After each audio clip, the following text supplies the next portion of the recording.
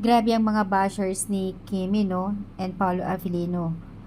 Dito sa social media kung saan ay kinakaawaan si Kim dahil sa ginagawa daw ni Paolo Avellino. Ano bang meron? Ano bang ginawa ni Paolo dito kay Kim?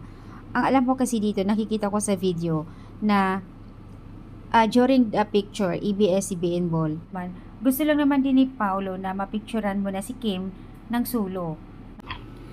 Hay nako, iniwan ni Pao si Kim dahil he wants to Kim to have the spotlight na sulong magpa-picture. Yun naman talaga kasi ang patakaran ng photographer. And that's a good partner na hindi madamot. Pinagbigyan ng moment kumbaga si Kim sa picture mo na.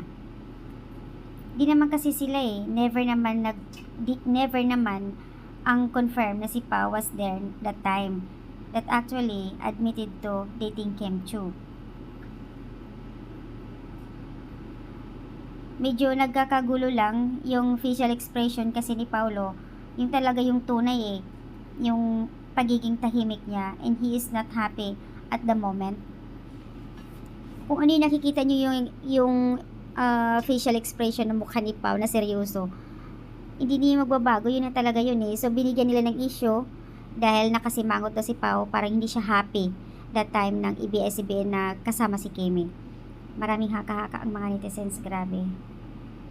I saw him nasa gilid and he wants to Kim to have your own spotlight sa picture.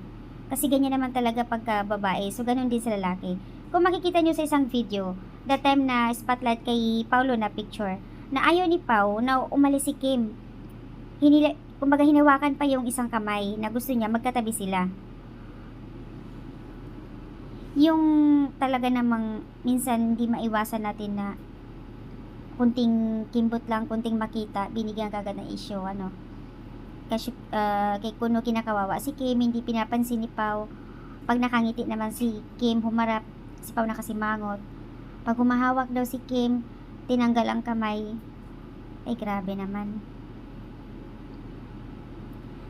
So, ayan guys, di naman kasi sila never naman na nag-confirm talaga was there at a time that actually admitted to dating Kim Cho.